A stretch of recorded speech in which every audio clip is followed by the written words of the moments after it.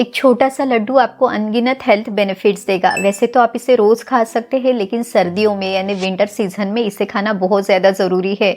स्त्री, पुरुष, बच्चे, बड़े, बुजुर्ग सभी इसे खा सकते हैं। Digestion, bone strength, energy, iron, calcium, वात पित्त से संबंधित बीमारियां, शुक्र धातु को बढ़ाने के लिए ये बेस्ट फूड है। और ये जो सीजनल छोटी बड़ी बीमारियां हैं उनसे भी आपकी रक्षा करेगा। तो चलिए जानते हैं कि इसके इंग्रेडिएंट्स क्या है, ये इंग्रेडिएंट्स इतने स्पेशल क्यों है और इसे पचाने के लिए कौन सा सीक्रेट इंग्रेडिएंट आपने इसमें जरूर मिलाना है। इसे बनाने की पूरी विधि यानी पूरी प्रोसेस क्या है, कौन सी छोटी छोटी टिप्स को आपने फॉलो करना है, इसे खाने से सबसे बड़े ऐसे कौन से 10 फायदे आपको मिलने वाले हैं, और साथ ही में छोटी सी प्रिकॉशन आपने क्या लेनी है। यहाँ तक कि आयुर्वेद के अनुसार जो हेमंत और शिशिर ऋतु है इसमें आपने कौन सी 5 टिप्स को जरूर फॉलो करना है। तो पूरी शास्त्रोक्त आयुर्वेदिक जानकारी के लिए ये इंटरेस्टिंग वीडियो शुरू करते हैं। आखिर तक हमारे साथ बने रहिए। नमस्ते, मैं हूँ डॉक्टर रूपाली जैन और आयुर्वेद फॉर एवरीवन में आपका स्वागत है।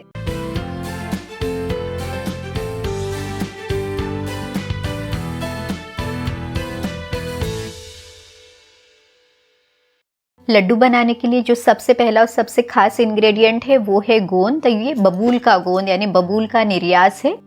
बबूल का जो वृक्ष है उसकी छाल, उसकी फलियां और निर्यास ये सभी औषधि है। दिखने में कांटे वाला पेड़ हमें अनगिनत फायदे देता है। हमने इसके बारे में डिटेल वीडियो बनाया हुआ है, तो वो वीडियो भी जरूर देखें। अब देखिए, ये जो बबूल का गोंद है ये दिखने में हल्का पीला, थोड़ा सा भूरे रंग का और बहुत सुंदर सा लगता है। पानी में डालने पर ये पूरी तरह से डिसॉल्व हो जाता है। जो गोंद कतीरा है वो आप जब पानी में डालते हैं तो वो पानी में डालने के बाद फूल जाता है, एक स्टिकी सा सब्सटेंस बन जाता है। बबूल का जो गोंद है इसके बारे में कहा गया है, बबूलस्य तो निर्यासो ग्राही पित्ता नीलापह, यानी इसका जो रस है ये मीठा है।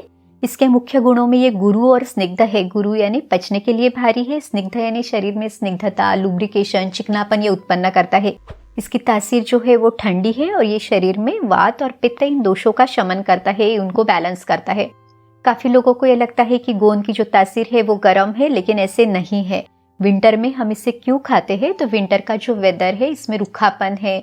उस समय हमारा जो जठराग्नि है वो प्रदीप्त है, तो इस समय कोई भी पौष्टिक चीज जिसमें स्निग्धता हो वो खानी बहुत ज्यादा जरूरी है। अब ये जैसे वात पित्त से संबंधित विकारों को कम करता है, तो मुंह में अगर किसी को छाले है, गला सूख रहा है, सूखी खांसी है, तो ये जो गोंद है इसको चूसने से आपको राहत आएगी। यहाँ तक कि अगर आपके आंतों में बहुत ज्यादा रूखापन है तो इस गोंद को पानी में डिसॉल्व करके भी आप इसे पी सकते हैं।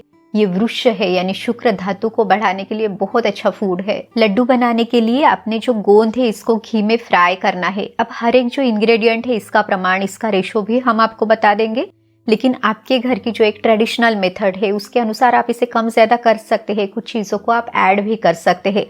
जब आप ये गोंद घी में फ्राई करेंगे तब इस गोंद को आपने थोड़ा थोड़ा करके डालना है। मीडियम फ्लेम पर इसे फ्राई करें, क्योंकि अगर आप बहुत बड़ी फ्लेम पर इसको फ्राई करते हैं तो ये बाहर से जल जाएगा, अंदर से कच्चा रहेगा। और आप बहुत धीमी फ्लेम पर अगर इसको फ्राई करते हैं तो ये अच्छे से फूलेगा नहीं, तो थोड़ी सी सावधानी जरूर ले। गोंद जितना प्योर रहेगा उतने ही आपको इसके बेस्ट रिजल्ट मिलेंगे। मैंने ये लड्डू बनाने के लिए जो गोंद यूज किया है वो है अतार आयुर्वेदा गोंद फॉर लड्डू। इसकी खास बात क्या है, तो ये प्योर और नेचुरल फॉर्म में है। इसमें कोई भी केमिकल्स या फिर प्रिजर्वेटिव्स नहीं है। ये एक नॉन जीएमओ प्रोडक्ट है, तो आप भी गोंद के लड्डू बनाने में इसे यूज करके जरूर देखें। हम इसकी लिंक डिस्क्रिप्शन बॉक्स में दे देंगे। अगर आप अतार आयुर्वेदा गोंद फॉर लड्डू के बारे में और जानकारी लेना चाहते हैं या इसे परचेस करना चाहते हैं तो वो लिंक आप चेक कर सकते हैं। चलिए, अब हमारा जो गोंद है वो अच्छे से फ्राई करके तैयार है। ये अच्छी तरह से फूल गया है। हम इसे ठंडा करने के लिए रख देंगे। अब हमें चाहिए ड्राई फ्रूट्स। तो आपके पास जो भी ड्राई फ्रूट्स अवेलेबल है, जैसे कि बादाम, काजू, पिस्ता, अखरोट, तो इसमें से जो भी आपके पास है वो आप यूज करें। इसमें जो बादाम, अखरोट, पिस्ता ये सभी जो है इसकी तासीर गर्म है, तो अपने घी में इन सभी ड्राई फ्रूट्स को भी एक धीमी आंच पे इसको अच्छे से भून के लेना है। यहाँ तक कि इसमें जो किशमिश है इसको भी आप धीमी आंच पे हल्का भून ले, क्योंकि किशमिश बहुत जल्दी जल जाता है, तो इसको फ्राई करते समय सावधानी जरूर ले। किशमिश शरीर में वात और पित्त इन दोषों का शमन करता है, इनको बैलेंस करता है, तो इससे संबंधी जो भी तकलीफें हैं इनमें ये फायदेमंद रहेगा। ये खून बढ़ाने के लिए भी मदद करता है, तो जिन लोगों को एनीमिया है उनके लिए भी ये बहुत ज्यादा फायदेमंद है।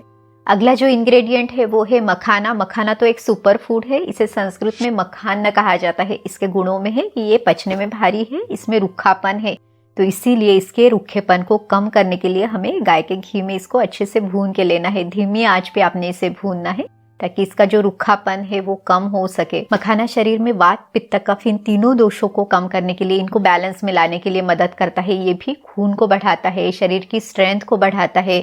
साथ ही में शुक्र क्षय या शुक्र धातु जिनका कमजोर है या जिनको उससे संबंधित कोई तकलीफ है, शरीर में बहुत ज्यादा थकान वगैरह रहती है, हृदय से संबंधित कोई तकलीफें है, तो इन सभी समस्याओं में ये फायदेमंद है। अगला जो इंग्रेडिएंट है वो है छुआरा यानी खारीक। तो इसका पाउडर यानी ड्राई डेट्स पाउडर आपने बना के लेना है। इसका प्रयोग आपने ये लड्डू बनाने में करना है। इसको भी घी में अच्छे से अपने धीमी आंच पे रोस्ट करके लेना है।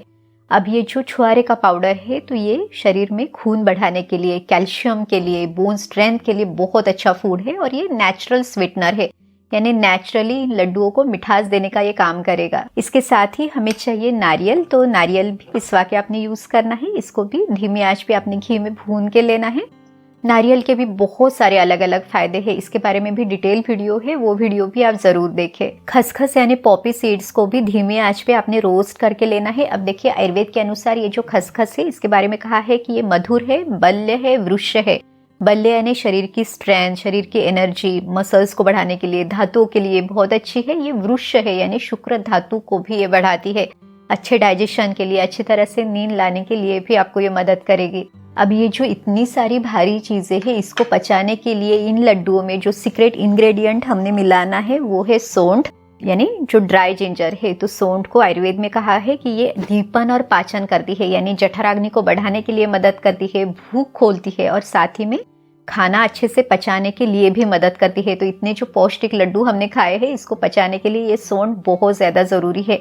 इसको भी आपने धीमी आंच पे भून के लेना है। सौंठ जो है वो सीजनल जो कफ, कोल्ड, वायरल इन्फेक्शंस, इसके प्रोटेक्शन के लिए, इससे आपको बचाने के लिए भी आपको मदद करेगी। अब हमने पहले जो गोंद फ्राई करके रखा है, इसको हाथों से या क्रशर से हल्का क्रश करके ले। आप चाहे तो मिक्सर में भी इसे बारीक कर सकते हैं। यहाँ तक कि जो ड्राई फ्रूट्स वगैरह है इसको भी मिक्सर में दरदरा सा पीस ले। इन सबको अच्छी तरह से आप मिक्स करके ले। इस मिश्रण में अपने जो इलायची का पाउडर है या जायफल का पाउडर है ये भी आप इसमें मिलाएं ताकि इसके और अच्छे फायदे मिल सके, इसका स्वाद बढ़े, इसकी खुशबू भी और अच्छी आए। इस तरह से लड्डू का हमारा ये जो मिश्रण है ये रेडी है। कुछ लोग इन लड्डुओं में जैसे कि गेहूं का आटा या फिर उड़द की दाल का आटा भी मिक्स करते हैं, तो इसको भी आप घी में अच्छी तरह से रोस्ट करके मिक्स कर सकते हैं। अब हमें गुड़ की चाशनी बनानी है, तो जो गुड़ आपने यूज करना है वो प्रिफरेबली जो पुराना गुड़ और काला गुड़ आपने यूज करना है। ऑर्गेनिक गुड़ जो आपको मिलता है वो आप यूज करें। तो इसको थोड़ा बारीक करके आप यूज करें और उसमें थोड़ा सा पानी मिलाए, अच्छी तरह से ये चाशनी बनने दें और फिर इस चाशनी को ये जो मिश्रण है इसमें मिला के अच्छे से छोटे छोटे गोल गोल लड्डू आप बनाए। अब देखिए ये जो लड्डू है ये बने बनाए भी मिल जाते हैं, लेकिन आप जब अपने हाथों से इन लड्डुओं को बनाते हैं तो इसका मजा ही कुछ और है। तो आप इसे ट्राई जरूर करें। चलिए जानते हैं कि गोंद के लड्डू से सबसे बड़े ऐसे 10 फायदे आपको कौन से मिल सकते हैं। सबसे पहला फायदा कि ये शरीर में स्निग्धता यानी लुब्रिकेशन देता है। अब देखिए विंटर में वेदर जो है वो रुखा है और वैसे भी जिन लोगों के शरीर में वात बढ़ा हुआ है, वैसे भी उनकी स्किन बहुत ज्यादा ड्राई है, बालों में रुखापन है, हेयर फॉल होता है, तो उन सब के लिए ये बहुत अच्छा फूड है। ये न्यूट्रिशियस है, स्निग्धता देता है। दूसरा जो इसका फायदा है तो ये शरीर में गर्माहट बनाए रखता है। जैसे विंटर में वेदर ठंडा रहता है तो इसमें जो ड्राई फ्रूट्स है इनकी तासीर गर्म है तो ये शरीर में गर्मी बनाए रखेगा। तीसरा जो फायदा है तो ये शरीर में वात को कम करता है और वात बढ़ने से जो जोड़ों में दर्द, कमर में दर्द, खिंचाव सा महसूस होना, ये सारी जो तकलीफें हैं इनसे भी आपको राहत देगा।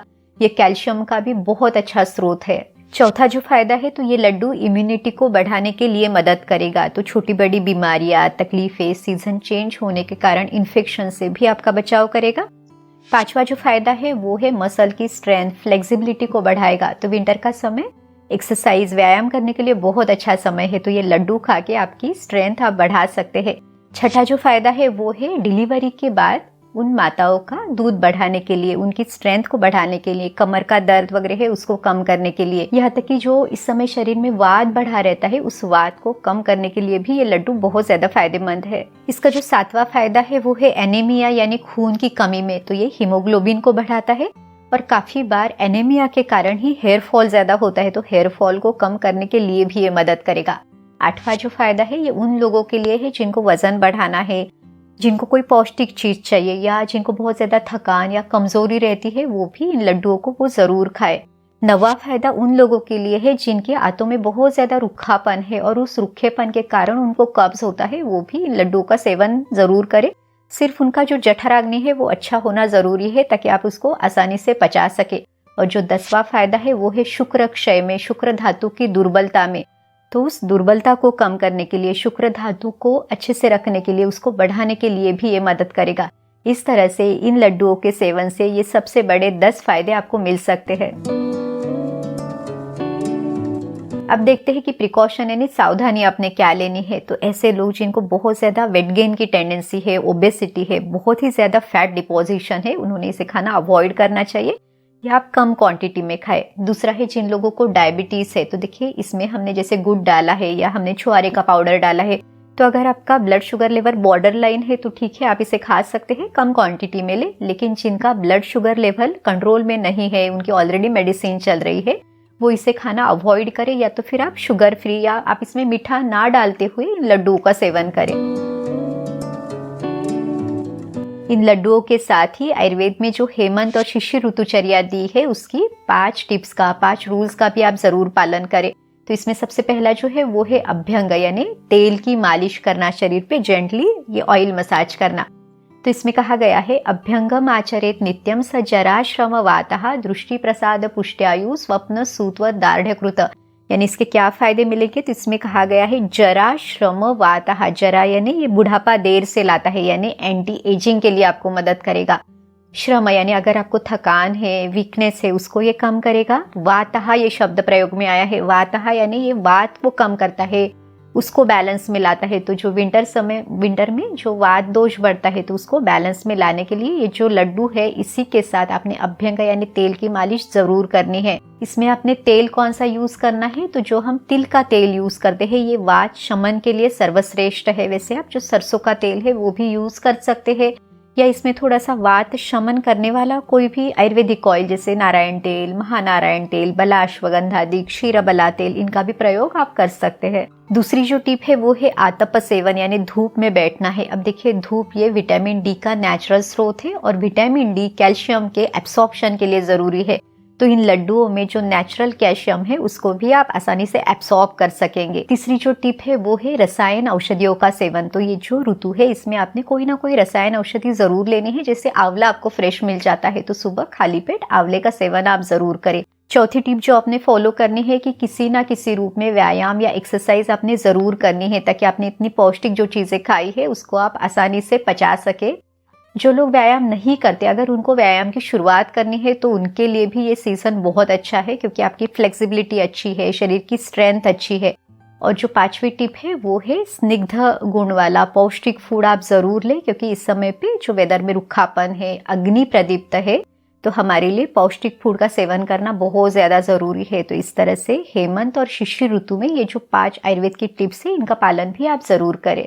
उम्मीद है इस वीडियो में दी हुई जानकारी आपको मदद जरूर करेगी। आप भी इन लड्डुओं को बना के जरूर देखिए और इसके सेवन से आपको क्या फायदे मिले वो भी हमें कमेंट करके जरूर बताइए।